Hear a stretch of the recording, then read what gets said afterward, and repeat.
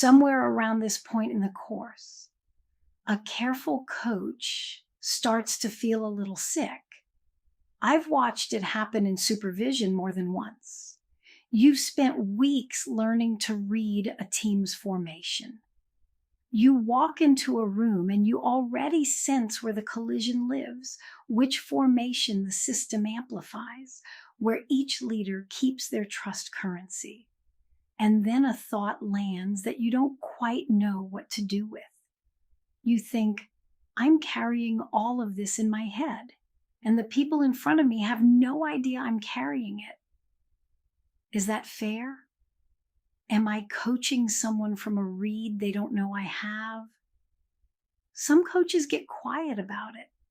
They start to feel like they're running a hidden agenda, like they've smuggled something into the room. I want to name that unease out loud because it's pointing at something real and worth taking seriously. And then I want to turn it because the conclusion most coaches jump to from that feeling is simply wrong.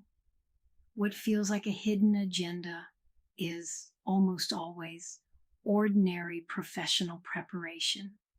It's the same thing a good clinician does, a good attorney does, a good teacher does before they ever walk into the room. Over these next minutes, I'm going to build the defense of that private read piece by piece, show you exactly when to voice it and when to keep it, and name the one place where it genuinely goes wrong. By the end, the discomfort won't disappear, but it'll have somewhere honest to stand. Let's start with the question itself, because the question deserves respect before it gets an answer. You're sitting in front of 7 executives. Before you ever walked in, you mapped what you expected of this room.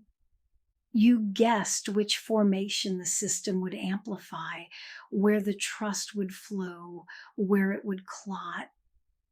And now you're holding that map silently while you coach. The worry underneath is a good worry. Am I steering these people from a place they can't see? The first thing to notice is that the thing you're holding is preparation. You did your thinking ahead of time so you could be more present, not less. Compare it to the alternative. A coach who walks in cold, with no anticipation of the patterns, no sense of the terrain, is simply less prepared. They'll spend the first half of the session discovering things you'd already mapped, and the client pays for that lost ground in real time. So the choice was always between a coach who prepared and a coach who didn't. And ICF asks for the preparing kind. That's the turn I want you to hold on to through the rest of this video. The fair question rises from a good instinct, and the instinct is worth keeping. The verdict it wants to reach, that holding a private read is somehow shady, dissolves the moment you look at what professional preparation actually is. Let me put the competency language right in front of you because this comes straight from the marker set you're being measured against. Core competency number 2 is embodies a coaching mindset. Inside it, marker 2.7 says the coach mentally and emotionally prepares for sessions. Marker 2.5 says the coach uses awareness of self and intuition to benefit clients. Read those two slowly. Preparing your mind before the room, using your own perception in service of the people in front of you.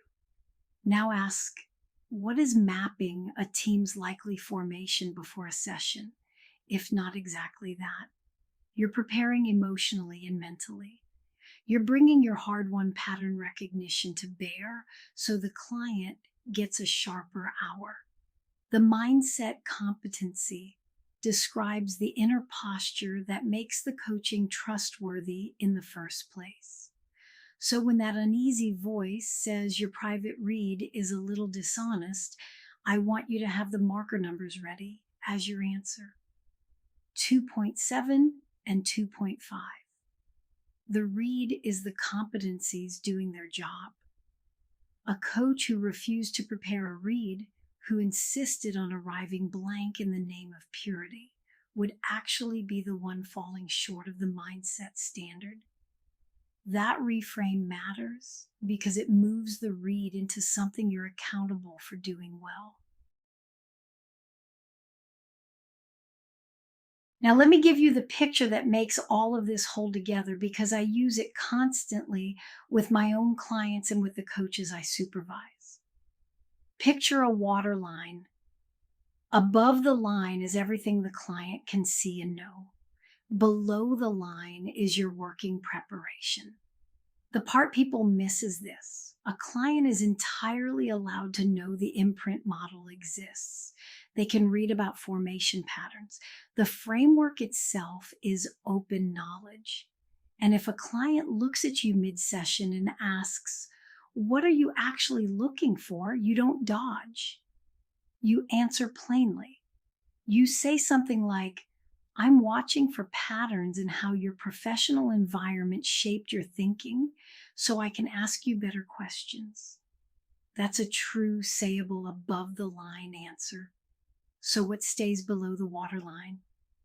Your preparation reasoning, the specific working hypotheses you formed about this particular team before you walked in.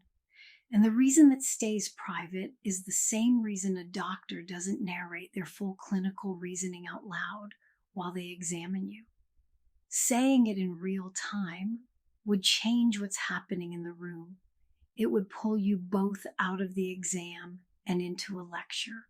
For us, narrating the read live would shift the work from coaching to consulting in a single sentence. The waterline marks depth. What looks like hiding is just the part of your preparation that does its best work quietly. So far, I've defended holding the read. Now I want to be just as clear that the read can be shared, because some coaches overcorrect into thinking it must always stay buried, and that's its own mistake. There's a doorway, and it has a name.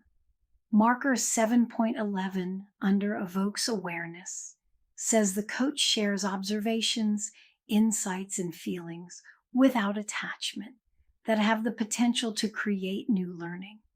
Sit with that one phrase, without attachment. That's the whole governance of sharing the read. When the moment is right, when naming a pattern would genuinely open something for the client, you are permitted, even invited, to voice what you see. The formation observation walks through that doorway and enters the conversation legitimately. What you don't do is teach the model to the executives as if you're running a workshop. You don't hand them a typology of their own team. The read gets voiced as an offering, lightly held in service of their discovery, and then you let go of whether they take it. So the picture is fuller now. Below the waterline sits your preparation. 7.11 is the door through which a piece of it can rise into the room when it serves the client. The read is a held observation that you can offer, the same way you'd offer any insight in any good coaching session. With one discipline attached, you release your grip on the outcome the moment the words leave your mouth. Coaches get nervous right here. So let me draw the line cleanly with 3 stances side by side, because the same formation knowledge can be used in 3 very different ways, and only one of them is yours to use. First stance, consulting. You take the read and you diagnose and prescribe. You say, this team has a finance center of gravity, and here's what you should do about it. The moment you do that, you've stepped out of coaching. Second stance, career counseling, or any advice-giving cousin of it. You take the read and you prescribe a path, you tell them where to go. Also, out You've replaced the client's own exploration with your recommendation. Third stance, and this is the one you live in, context-informed coaching. You take the very same read and you let it sharpen your questions while the client does every bit of the discovering. Same knowledge, same perception you spent weeks building, completely different ethical position, decided entirely by what you do with it. Notice the test sits in what you let the read become in the room, not in whether you have it. All three stances start from the identical read. Diagnose and prescribe, you've left. Advise a path, you've left.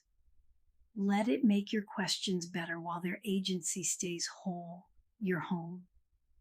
Keep those three columns in your head, because in a live session, you'll feel the pull toward column 1 and column 2, and naming which column you're standing in is how you stay honest. Let me show you the inbounds version in real language, because principle is easy and the room is hard. A coach reads a leadership team as finance dominant. The room reflexively discounts marketing. Every time the marketing voice speaks, the energy thins and the conversation slides back to the numbers. The coach is sure of it. Now, what does the out-of-bounds coach say? They say you have a finance center of gravity and it's costing you. That's the read delivered as a finding. What does the inbounds coach do instead? They turn the very same perception into a question the team can walk into. Something like, the conversation keeps returning to what the numbers will prove. What would it cost this team to also hear what the market is telling us before the numbers catch up?